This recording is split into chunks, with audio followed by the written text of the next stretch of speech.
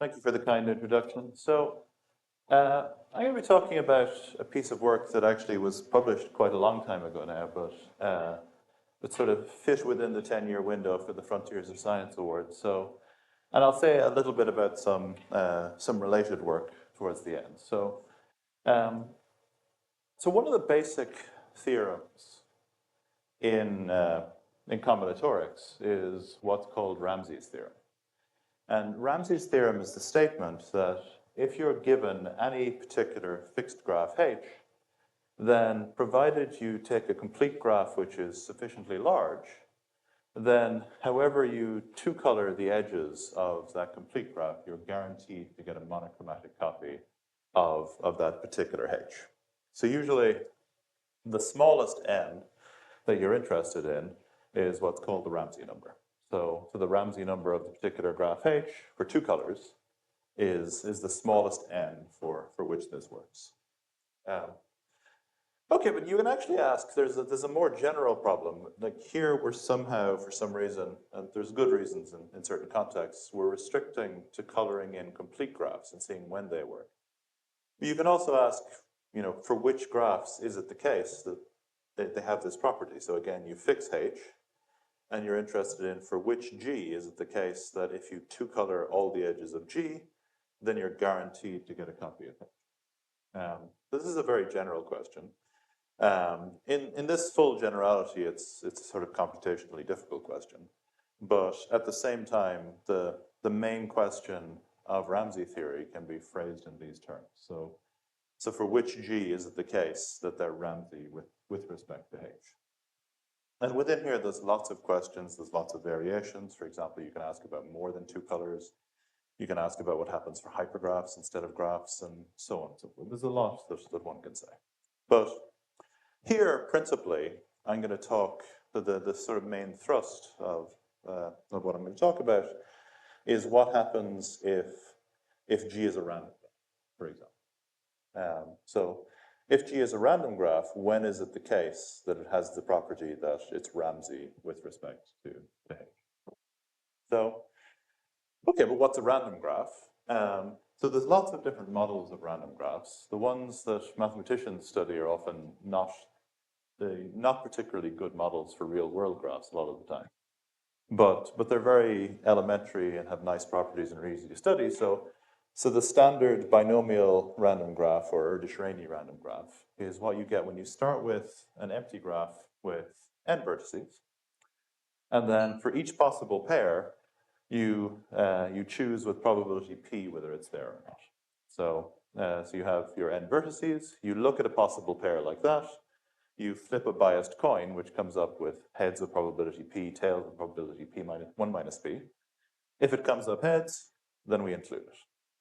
We repeat, we take a pair we're interested in. If we want it to be there, we have it there with probability p and not with probability 1 minus p, and we keep going. So we keep going, and then we do the whole thing. The funny thing is that when I first did this, I ended up just with a cycle of length 6 around the side. So this I just drew without it being random at all. It looks like it's random.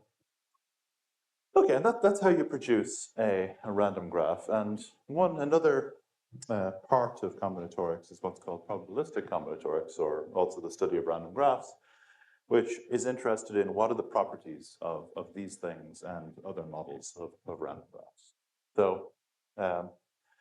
So a graph property is just some family of graphs that's closed under isomorphism. So it's basically just some collection of graphs. And we're often interested in the threshold for the appearance of that property within a random graph.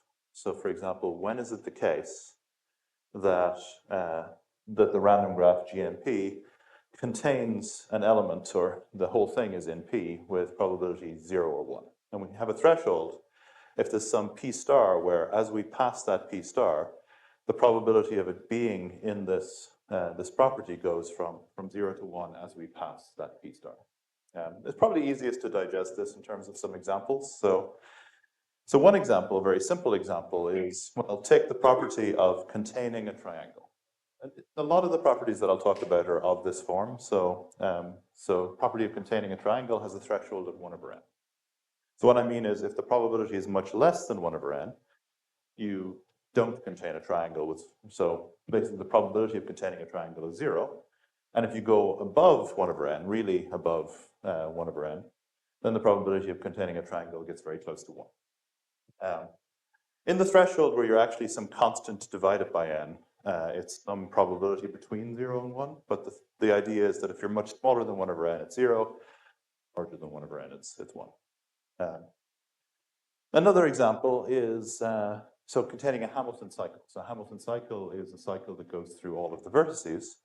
And for this, the threshold is at log n/n. So again, if you're much smaller, then the probability is 0. If you're much larger, the probability is 1.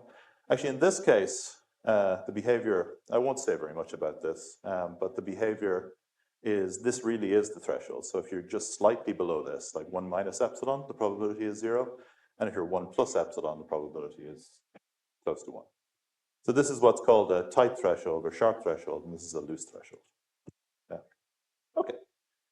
So what we're interested in is some melding of these. So we have this Ramsey property that we're interested in, but also we have these random graphs. So if I fix a particular graph H, when is it the case that GNP, this binomial random graph, is H-Ramsey? So what's the threshold for it having this Ramsey graph? And this was studied first in the 80s and early 90s by Frankel and Rödl, and also by Wuchak, Ruchinsky, and Voigt. And they principally originally looked at what happens for triangles. Okay, but after quite a lot of work, a very nice theorem was proved by Voigt, Rödl, and Andrei Ruchinsky, where they basically give a full answer for this question, for which graphs are Ramsey in this sense. And what they showed is, so you have GMP is H-Ramsey, basically above and below this thing. So, so if you're less than c times whatever this is, some power into the minus something, then the probability is 0 of being Ramsey. And if you're much larger, so bigger than some big constant c times this thing, then the probability is 1, where this is something. We'll talk about this later. I'll tell you where this comes from, why it's important. But essentially, up to some bad examples, and there are some slightly annoying examples, this is the behavior. So we know what the threshold is. Okay, so the funny thing is, so you can ask about variations of this. So you can ask, for example, what happens for hypergraphs instead of graphs. That's still open in some sense. So we have, for most hypergraphs, we know what the answer is, but there are a lot of exceptions. Here, the only exceptions are essentially collections of stars. But in more generality, for hypergraphs, the whole thing becomes a total mess. So, okay, so let me move slightly away from Ramsey graphs for a second. So this is one context. This result, by the way, is from 1995. Oh, sorry, I was going to say something about how the proof goes. So the way the proof goes is you can think of GMP, so any binomial random graph, you can always write it as the union of 2 or more other random graphs. So you can sort of decompose it into, well, if I want to choose an edge of probability P, then, well, I can choose an edge of probability P1, and I can choose edges of probability P2, and provided I account for the overlaps, it basically gives you a model for GNP. So what you do is you do this, and now we first expose these edges, and then we expose these edges. So in the first round, we expose these edges, and we color them in. And we allow ourselves to color them in. And actually, it's pretty easy to show that there are lots of monochromatic paths of length 2. Okay, just because any graph, if you look at any particular vertex, and you color the edges coming out of it, then, well, half the edges are red or half the edges are blue, so there's loads of monochromatic paths of length 2. Just any 2 vertices that are red coming out of vertex gives a monochromatic path of length 2. So we actually have loads of such paths. You can also show that they're well distributed. In fact, you can show that they're so well distributed that you get lots of things that look like this. So this is a monochromatic path of length 2, this is a monochromatic path of length 2, and so is this. And actually, there's so many of them that you get lots of triangles. where all of the sort of edges in the triangle have one of these paths of length 2 across that. Okay, this is quite a nice structure to have because we still have a second round where we can expose what's happening in the second round. So let's do that. So we expose the second round. Then, with high probability actually within the second round, if there's a lot of these triangles, with this property, we'll actually see those triangles. So those edges will appear. So we get one of these. And now we come in and we look at these. We have to color these now. If this were red, then we're done. We have the triangle we're looking for. So that can't be the case. It has to be blue. And the same thing happens here. If that's red, we're done, so it has to be blue. And if that's red, we're done, so it has to be blue. So you have to get a blue triangle, provided you have this structure. This is a very simple argument. The problem with the argument is that second step, when you do that second step, the probabilities you're dealing with have to not just defeat one possible coloring in the first round, but all possible colorings. So no matter how you color in the first round, you need to the probabilities in the second round need to defeat all of those possible things. So this is what's called multi-round exposure. A very difficult elaboration of this idea is what goes into this rather than Richenski. This is probably the only thing I'll talk about brewing during the talk. Okay. A slightly different thing is what's called Turan's theorem. So we had Ramsey's theorem. Turan's theorem is, in some ways, a simpler thing. It just asks how many edges, what's the maximum number of edges in an n-vertex graph that doesn't contain a copy of the clique KT? So if you take this KT, you look at n vertices, how big can you be? And the answer is encapsulated in this picture. So this is the answer for K5. If I'm trying to avoid K5, what I can do is I can take 4 blobs, each of size n over 4, put all of the edges between these, and none of the edges inside, and this can't contain a K5. And the reason it can't contain a K5 is, if it has a K5, two vertices have to go inside one of these, but they're independent. There's no edge between. So there's no K5. And if you count the number of edges, it basically gives this. It's 3/4 times n squared over 2. That's the answer. This was proved by Turan back in 1941.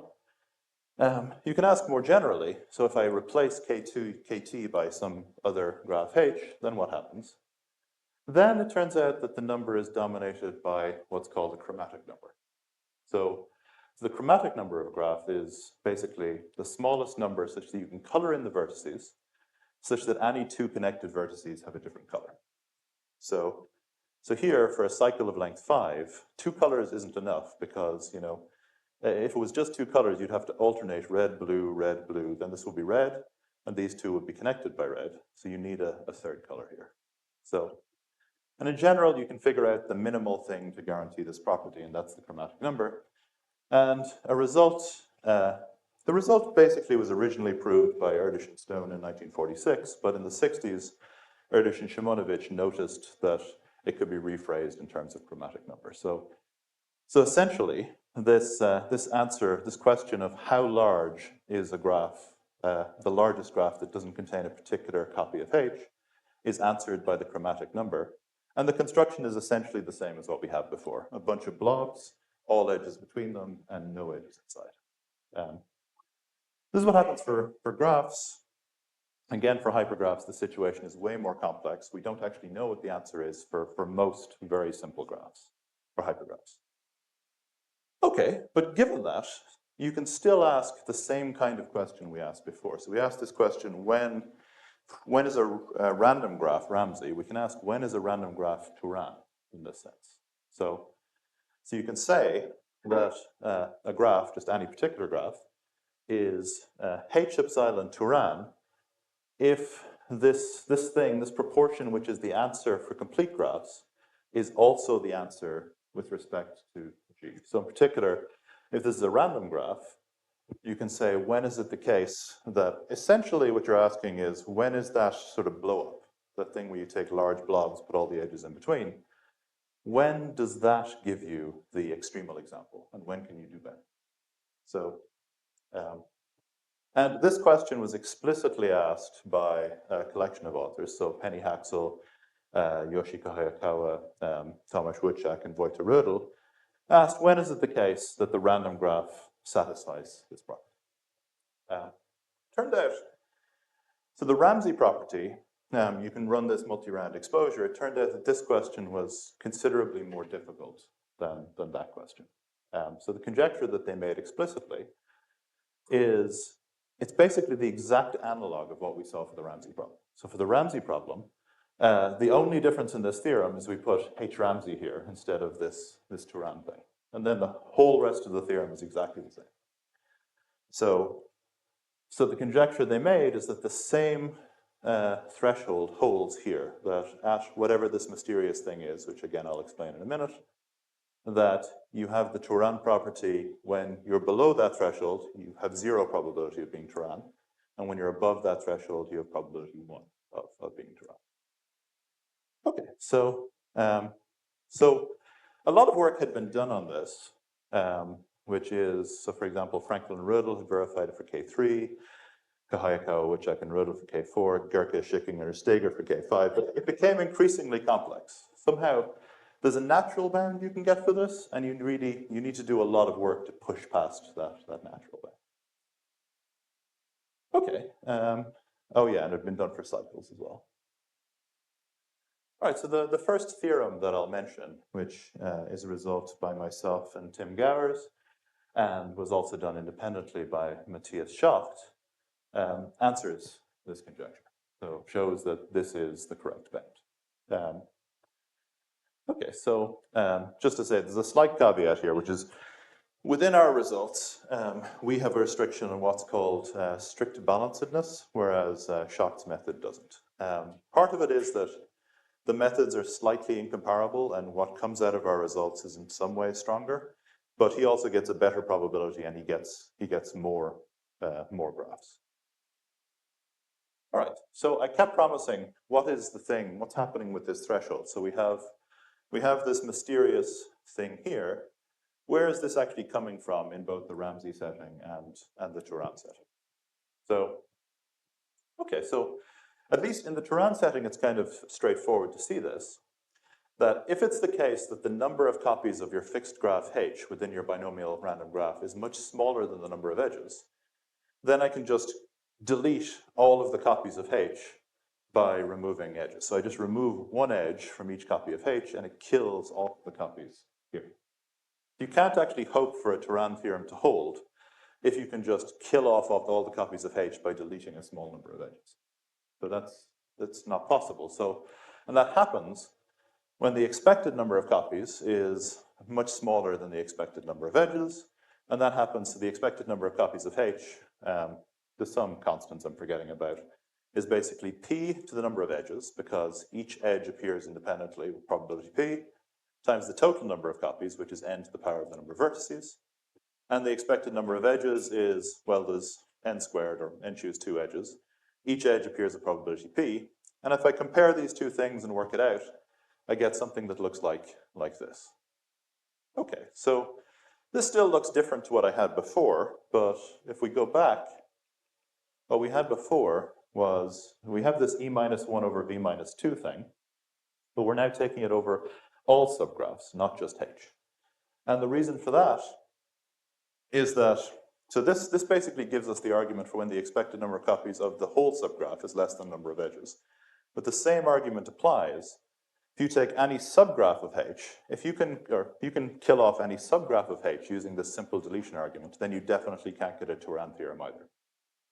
So what the threshold is we basically take the minimum of this over all possible subgraphs H prime of H, and then that gives us the correct threshold. So that gives us the 0 statement that we don't get it.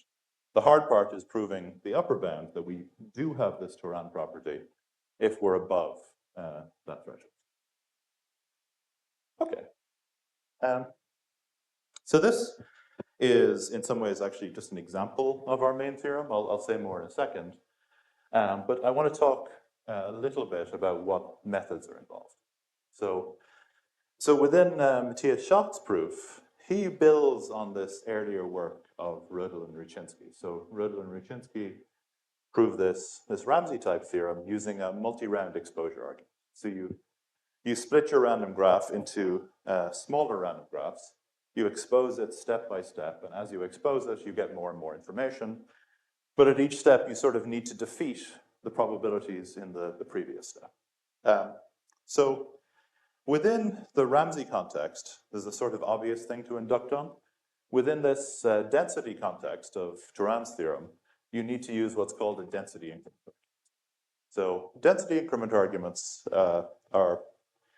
have become quite standard, at least in what's called additive combinatorics, where you have something you're trying to find. If you don't find it, then you can show that there's a subpiece which has a higher density, and you iterate, and eventually the density has to cross 1. So the spirit of what he's doing is very much a mix of this multi-round exposure with a density increment argument, and it's quite delicate.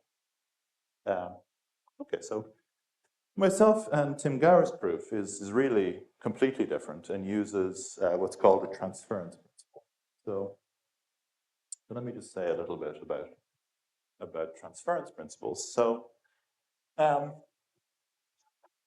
Green-Tau theorem is this theorem that says that the primes contain arbitrarily long arithmetic progression.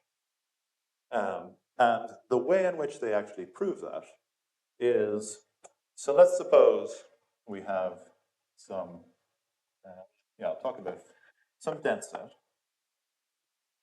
Actually, well, I'll start with a sparse set. So they start with what are called pseudoprimes, which are the collections of things that don't contain many prime factors. So basically, this collection of pseudoprimes you can think of as being a sparse set. So this is some sparse set. What they do is they model this with a dense set. And what this actually means is that if you take any subset of this sparse set, there is a subset up here which models this and has very similar properties. So within our context here, let's suppose we're interested in triangles and we want to prove Turan's theorem for triangles with respect to a sparse set, which for us is not pseudoprimes, but some random graph. So suppose in here we have some subset A, then our transference argument allows us to say that the sum set up here, B,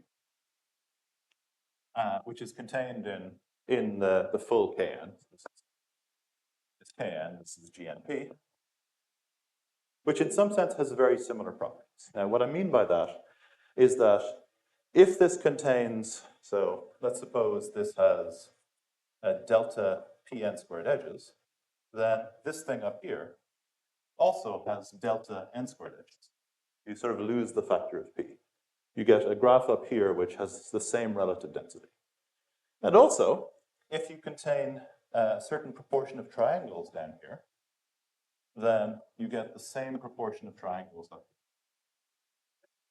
here. And this is all approximate. It's not exact, but it's close to exact. So I can choose, given my sparse graph down here, which is a certain number of edges, and a certain number of triangles, I can choose a dense graph up here, which looks very much like it, in that it contains the same number of edges, proportionately, and the same number of triangles, proportionately.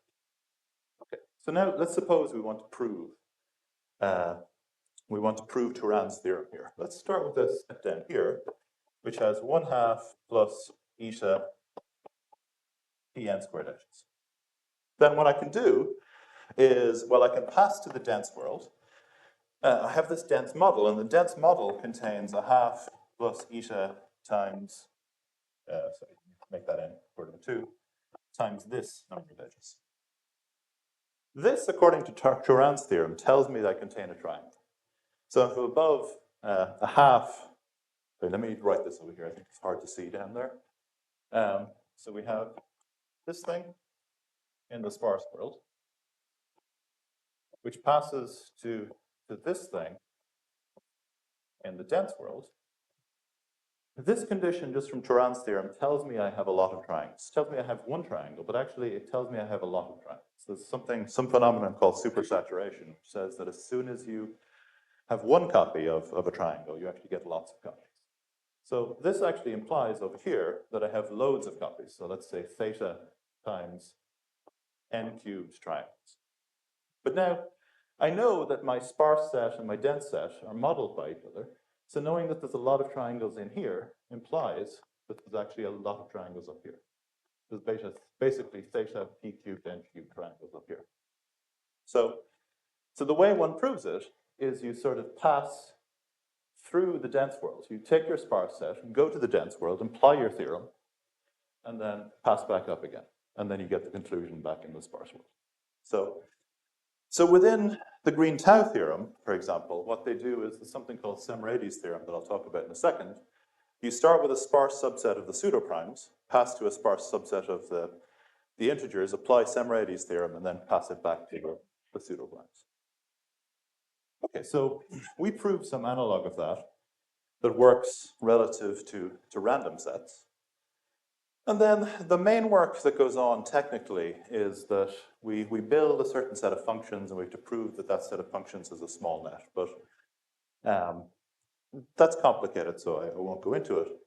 But since we actually proved this, so the independent work by myself and Conlon, and Matthias Schacht, a third method was developed independently by Balog, Morris, and Samity, but also by Saxton and Thomason, where they developed what's called the container method.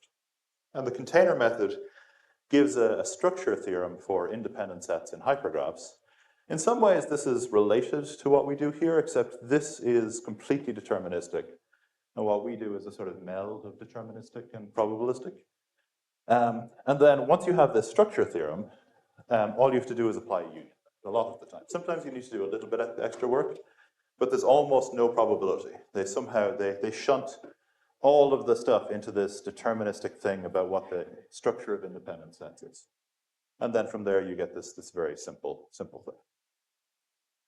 Okay, it turns out, so the thing that I focused on was what happens for Turan's theorem, but all of these methods are extremely general and have far more applications than what I mentioned. So to give one example, which I already alluded to, let me mention Semradi's theorem.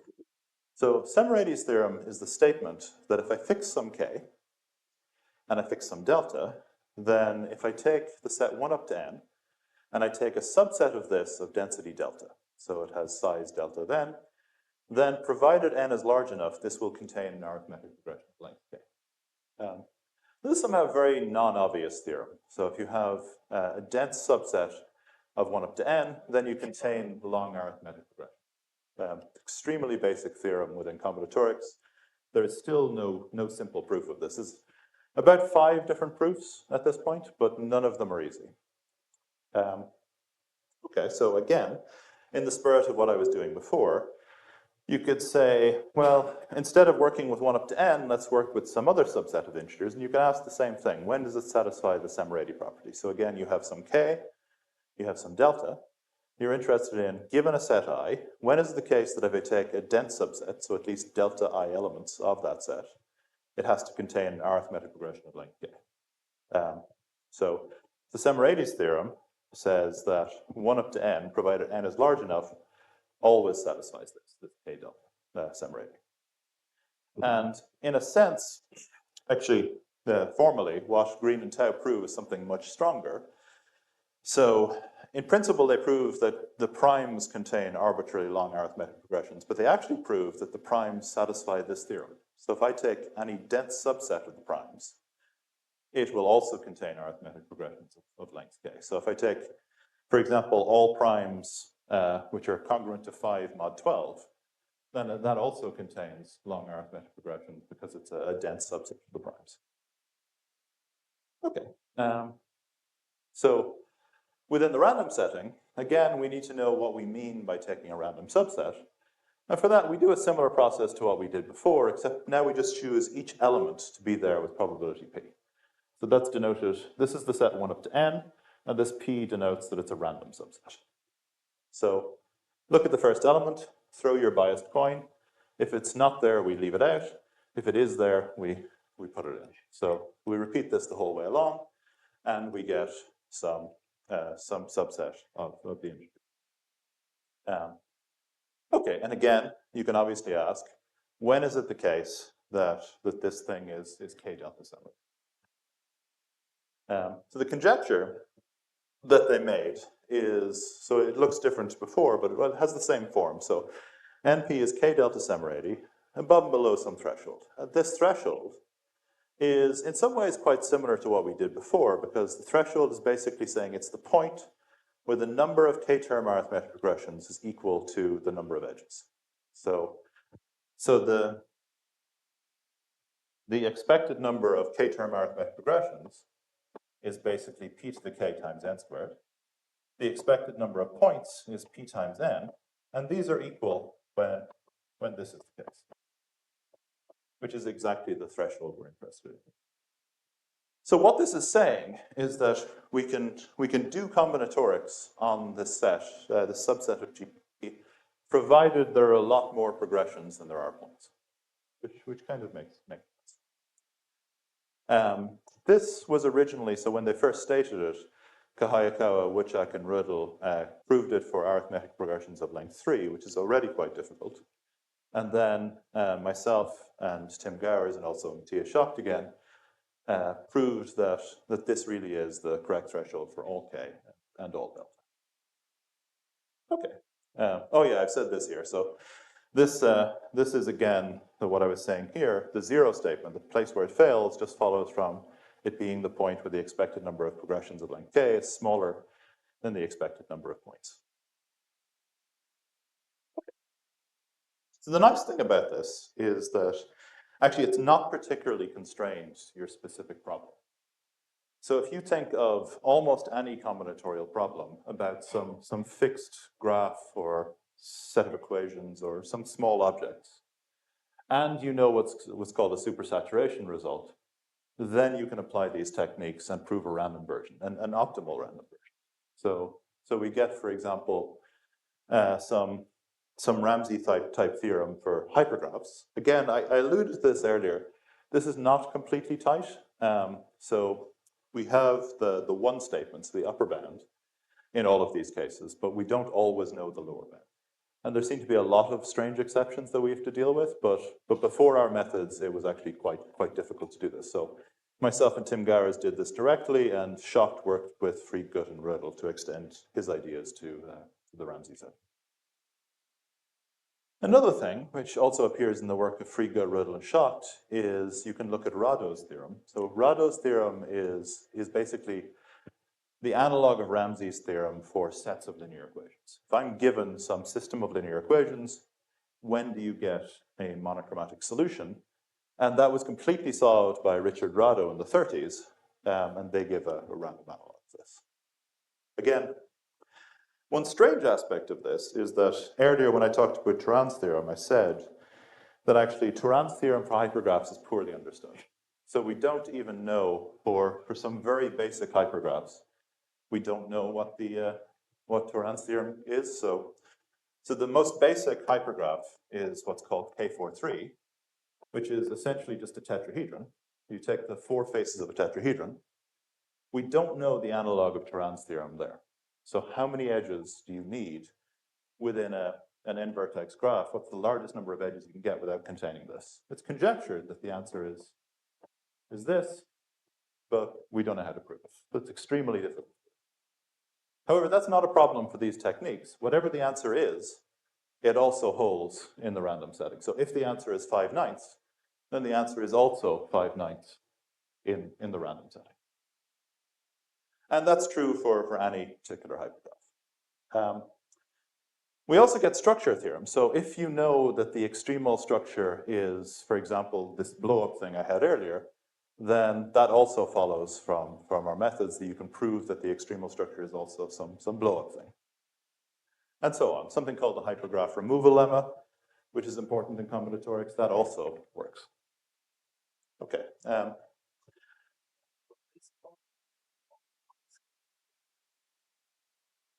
You need to know supersaturation, but that follows abstractly. So the last thing is something called the KLOR conjecture, which relates to what's called regularity methods within combinatorics. So this was originally stated, and it was known that this would imply some of these things.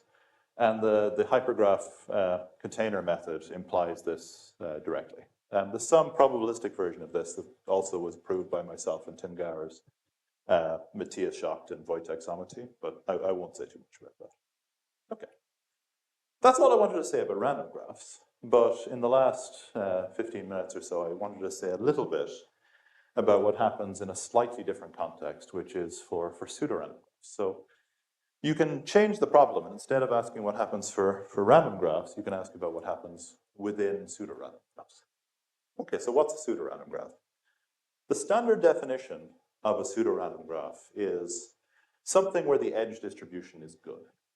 So what this is saying is that you have some probability p, which is the edge density. That's saying that between any two large sets, the density of edges between those two large sets is essentially p. And that's true up to some normalization factor.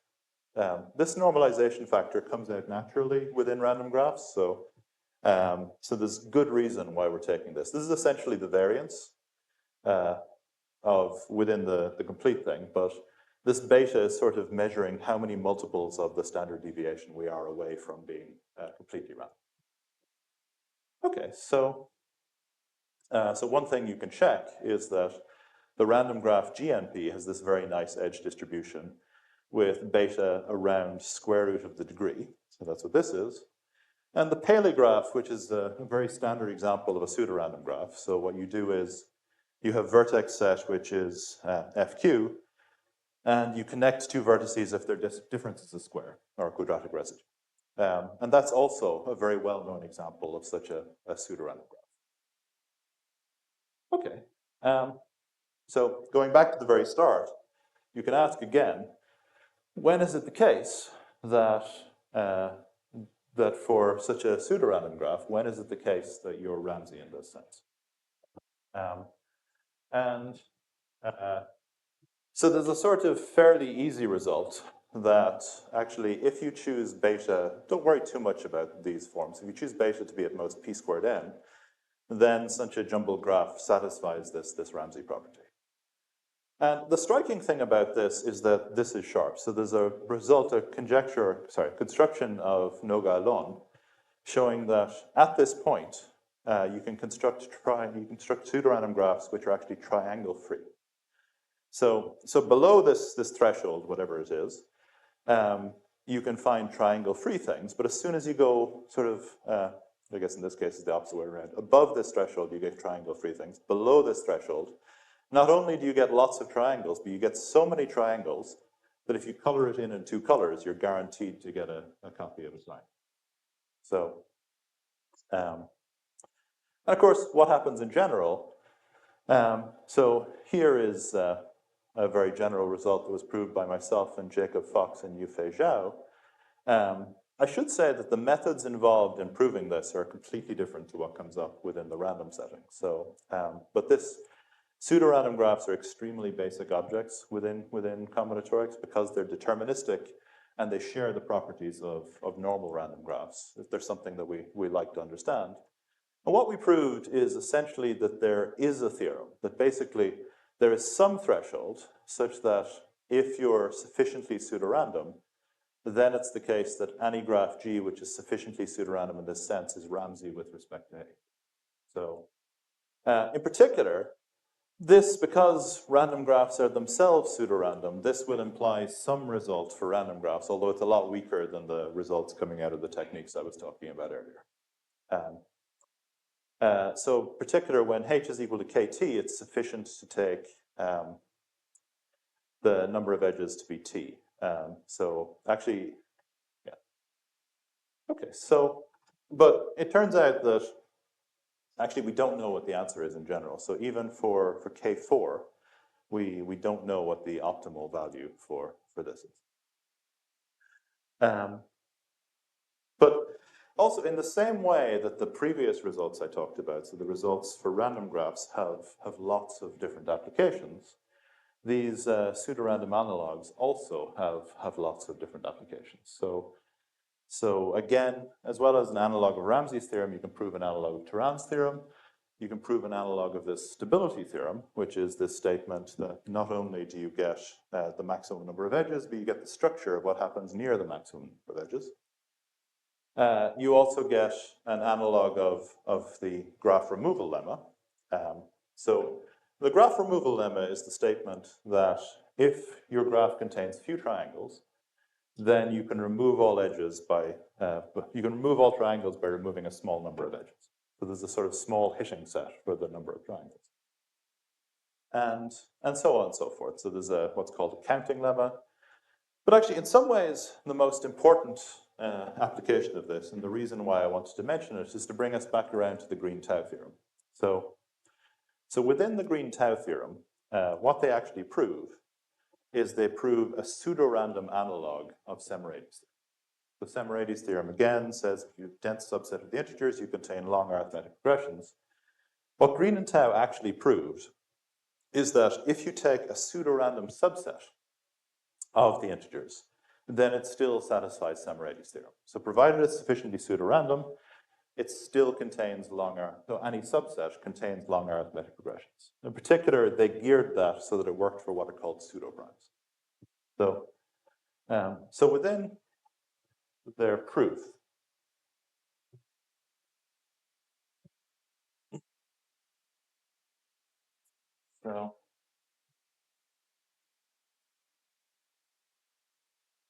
so Green and Tau in their theorem had two conditions for a pseudo-random theorem. They had something called the linear forms condition, and they had something called a correlation.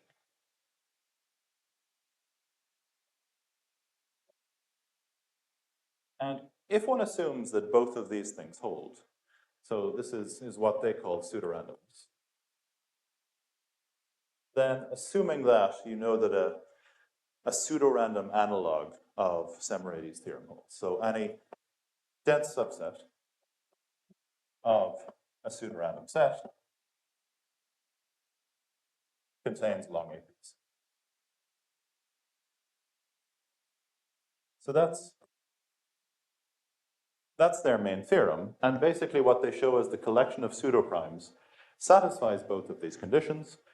And therefore you can apply Semirates theorem within the pseudoprimes. The primes are a dense subset of the set of pseudoprimes, so you get these long arithmetic functions. These two conditions together are sort of heavily constrained, so it only works for densities that are very close to 1, so very small. By extending our results about pseudorandom graphs, we were able to show that this condition is not necessary. So one of Green and Tau's original two conditions, this one is not at all necessary. So actually here, we were able to improve this to be some power saving here, which allows one to, at least opens the door to stronger application. Okay, so in terms of open problems, or sort of somewhat open problems, one thing is that these methods work extremely well when you're interested in small fixed objects. So if you're trying to find arithmetic progressions of a fixed length or fixed graphs, then these things work extremely well. But there's lots of extremal theorem about large objects, so spanning objects. So a simple example is Dirac's theorem, which says that you contain a Hamilton cycle if every vertex has degree at least n/2. And for these kinds of things, you'd also like to prove some very general theorem that says, provided you're at some threshold, you get an analog of this. This has received a lot of work, but like what happened before for the fixed graph case, it tends to be on a sort of theorem by theorem basis, and it would be very good to come up with a much more general framework that does this. There's been some strides towards this, but it's still fairly open. And the second thing is that, so this is quite technical, but we would like to understand better what the thresholds are for jumbled graphs. And here there's actually two conditions. One, this is a specific question about when do you get a triangle removal lemma, but we have open problems both for lower bounds and upper bounds. So when are conditions sufficient and when are they necessary? Okay, so I think I'm finishing a little bit early, but thank you all the same.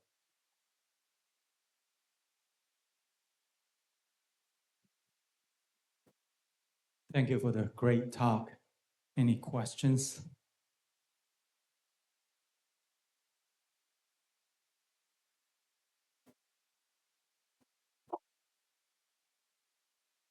Thanks. Beautiful talk.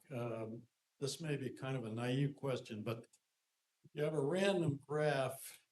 You're using this relationship between having, and you're looking for a particular subset, like a triangle or something.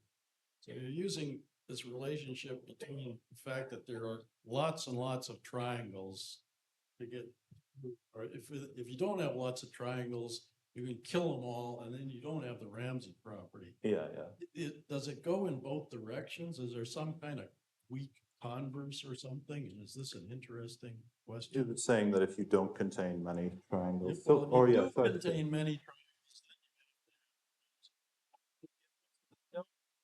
Fortunately, that isn't true because you can sort of bunch them up in some small area. You can sort of create things that have lots of triangles okay, but so don't contain. let's change it to say if you have nice distribution of Yeah. dense enough distribution of triangles or something, does that imply? Something like that should be true.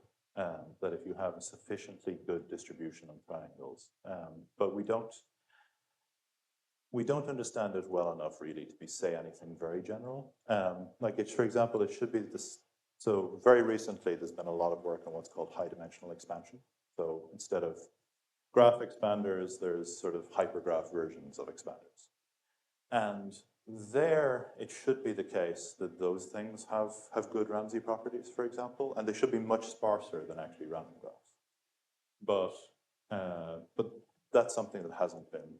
I've been thinking about it a bit, but it's something that hasn't been developed yet. And that would be a good example of what you're talking about, something where you have very good distribution of the number of triangles, very sparse graphs, and you have these Ramsey properties. But there's still work to be done.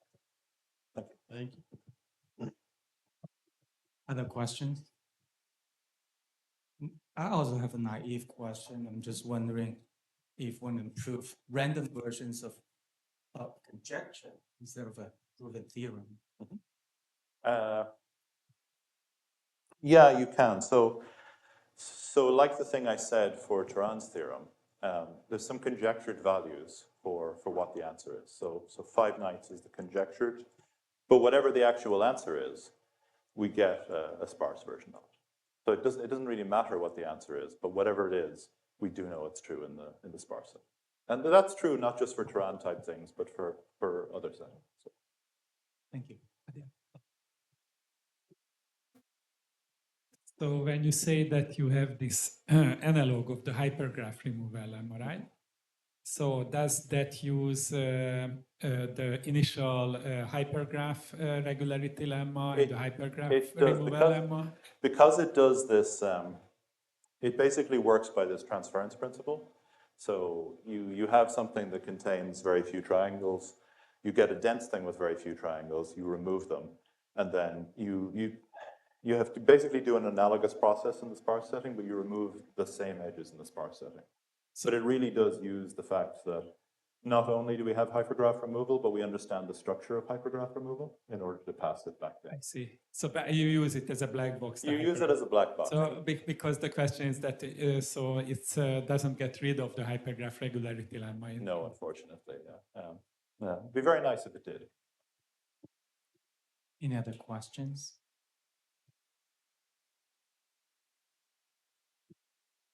Can you say something? You need this mapping to do this transference. Can you say something about how you construct this mapping, what its properties are? It would take me a while, I think. So in very vague ways, at some point we use the Hahn-Banach theorem to produce a criterion that tells us when we have such a transference principle. And then I talked about constructing some net.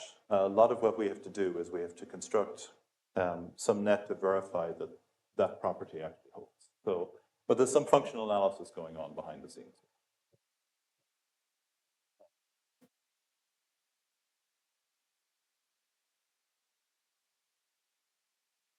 I am curious about have anybody also consider the case set for other random graphs, for example, random geometric graph have the property of, for example, which runs. Now, this is a reasonable question. So for other random graph models, what can you actually do? It becomes much more difficult A lot of what's happening here is that the union bound really helps you. So having the union bound means you have a huge amount of independence. And all of these methods that I wrote down, so the container method just uses the union bound, but in these other methods, you do a lot of work to get to a point where you can apply a U. Now, for a random geometric graph, for example, you don't have anywhere near as much independence. At least in low dimensions, you don't have anywhere near as much independence. So it's kind of difficult to apply these techniques. On the other hand, the point with this pseudorandom stuff is you have no independence whatsoever. It's all completely deterministic. And we're basically saying that even in that case, you can do something. Now, random geometric graphs and other models of random graphs are somewhere between those two worlds. So it's possible that there's some continuum from whatever the answer is for pseudorandom graphs down to what the answer is from random graphs. But that's probably difficult. Any other questions? If no, let's thank Professor Conlon again.